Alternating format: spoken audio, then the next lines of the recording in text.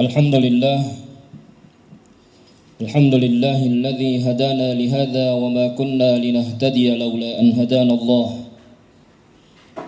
أشهد أن لا إله إلا الله وحده لا شريك له وأشهد أن محمدا عبده ورسوله اللهم صل وسلم على سيدنا محمد وعلى آله وصحبه أجمعين أما بعد فيا عباد الله أوصيكم وإياي بتقوى الله وطاعته لعلكم ترحمون فقد قال الله سبحانه وتعالى في القرآن الكريم أعوذ بالله من الشيطان الرجيم بسم الله الرحمن الرحيم يا أيها الذين آمنوا اتقوا الله حق تقاته ولا تموتن إلا وأنتم مسلمون وقال أيضا قل يا عبادي الذين أسرفوا على أنفسهم لا تقنطوا من رحمة الله إن الله يغفر الذنوب جميعا إنه هو الغفور الرحيم وقال رسول الله صلى الله عليه وسلم اتق الله حيثما كنت وأتبع السيئة الحسنة تمحها وخالق الناس بخلق حسن صدق الله العلي العظيم وصدق رسوله النبي الكريم ونحن على ذلك من الشاهدين والsyاkirin walhamdulillahi rabbil alamin. Jamaah Jumat yang dirahmati Allah Subhanahu wa taala, pada hari yang penuh berkah ini, khatib berwasiat kepada jamaah sekalian maupun kepada diri khatib sendiri, marilah kita sama-sama meningkatkan keimanan dan ketakwaan kita kepada Allah Subhanahu wa taala, yaitu selalu berusaha mengerjakan apa yang diperintahkan oleh Allah Subhanahu wa taala dan selalu berusaha keras menjauhi segala yang dilarang oleh Allah Subhanahu wa taala. Dalam Al-Qur'an disebutkan, khususnya di dalam surah At-Talaq ayat 2, ayat 4 dan ayat 5. Di sana Allah Subhanahu wa taala 3 kali mengulang di ayat 2, ayat 4 dan ayat 5 tentang fadilah atau keistimewaan yang akan didapatkan oleh orang yang selalu menjaga keimanan dan ketakwaannya kepada Allah Subhanahu wa taala. Yang pertama, wa may yattaqillaha yaj'al lahu makhraja wa yarzuqhu min haitsu la yahtasib. Barang siapa yang selalu memelihara ketakwaannya kepada Allah Subhanahu wa taala, yaj'al lahu makhraja, akan diberikan jalan keluar apabila ia menghadapi masalah. Wa yarzuqhu min haitsu la yahtasib, dan akan diberikan rezeki dari arah yang tidak disangka-sangka. Di ayat keempat, wa may yattaqillaha yaj'al lahu min amrihi yusra. Barang siapa yang selalu memelihara ketakwaannya kepada Allah Subhanahu wa taala, niscaya Allah akan mempermudah segala urusannya. Di ayat kelima, inilah puncaknya, wa may yattaqillaha yukaffir anhu sayyi'atihi wa yu'zim lahu ajra. Barang siapa yang memelihara ketakwaannya kepada Allah Subhanahu wa taala, niscaya Allah Subhanahu wa taala akan mengampuni dosanya, wa yu'zim lahu ajra, dan Allah Subhanahu wa taala akan memberikan pahala yang banyak dari sisinya. Jamaah Jumat yang berbahagia, Allah Subhanahu wa taala berfirman di dalam Al-Qur'an, qul ya ibadiyalladzina asrafu ala anfusihim la taqnatu mir rahmatillah innallaha yaghfirudz dzunuba jami'a innahu huwal ghafurur rahim.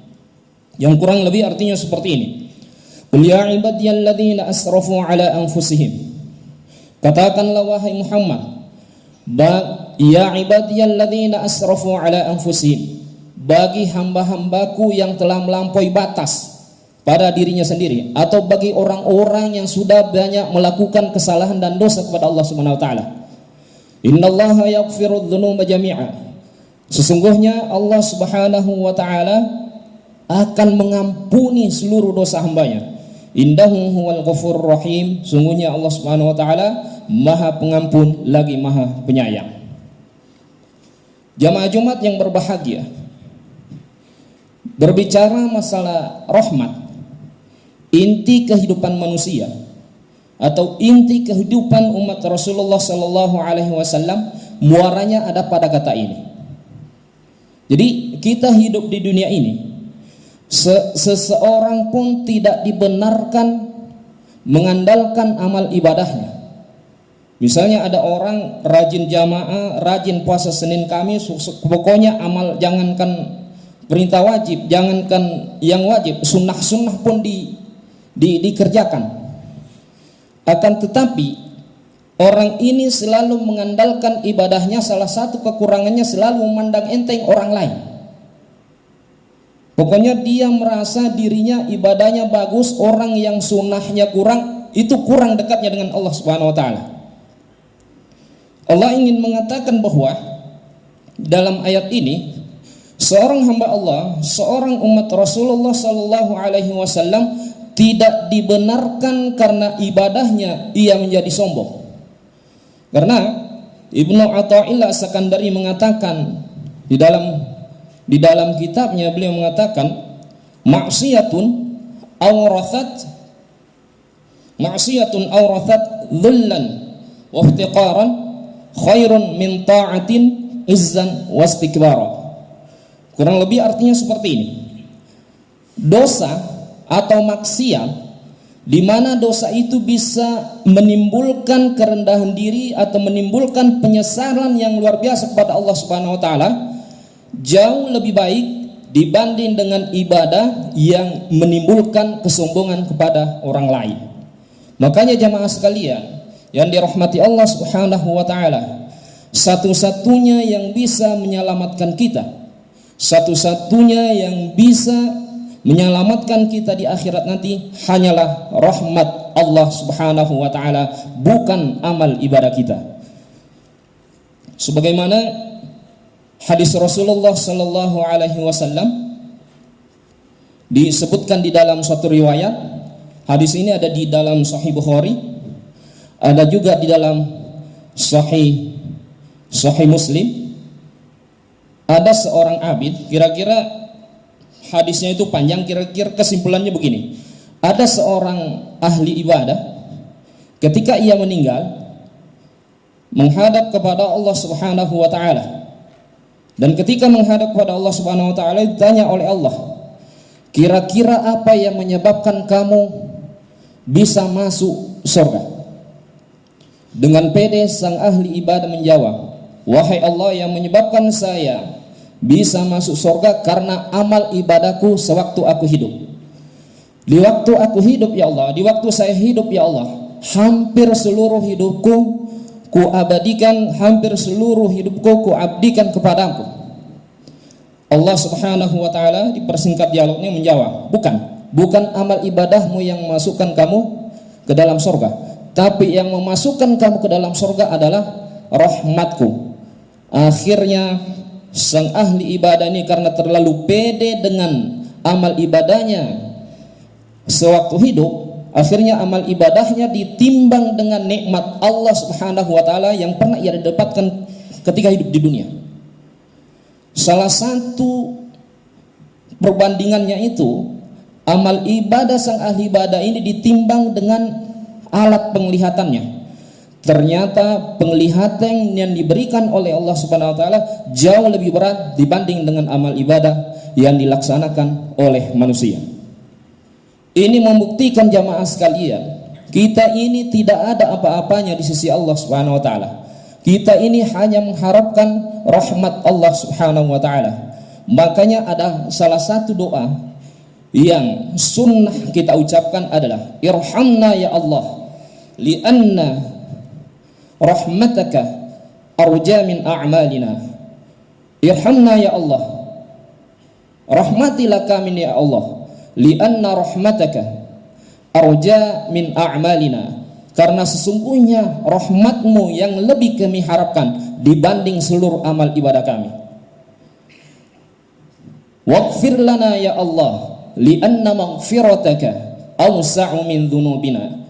Ampunilah kami ya Allah, karena sesungguhnya li'anna maghfirataka, ampunanmu lebih luas daripada dosa-dosa kami.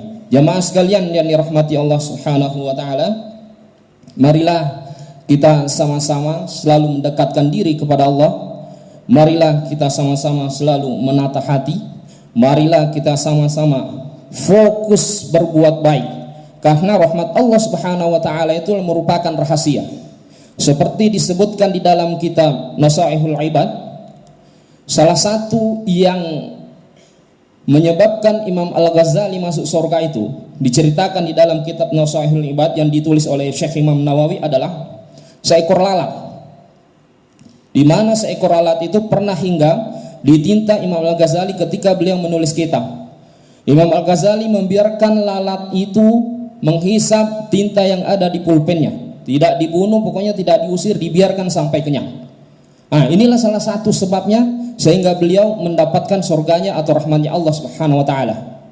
Di kisah lain itu Umar bin Khattab radhiyallahu anhu, salah satu sebabnya beliau masuk surga dan mengharapkan rahmat Allah Subhanahu wa taala disebabkan hanya seekor burung pipit, di mana pernah suatu waktu beliau lewat di suatu jalan, ada anak kecil yang menyiksa seekor burung pipit. Akhirnya Umar radhiyallahu anhu membeli seekor burung pipit itu kemudian dibebaskan.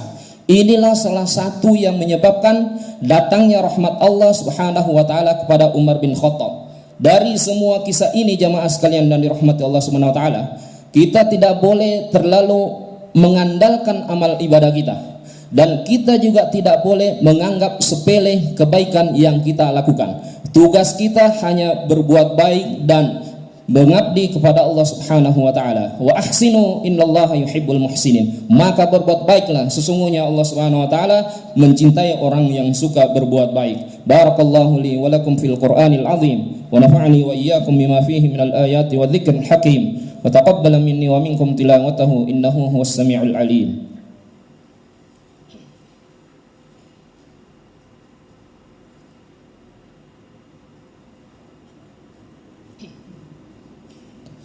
Alhamdulillahilladzi arsala rasulahu bil huda wa dinil haqq liyudhhirahu 'alad din kullihi walau karihal musyrikun.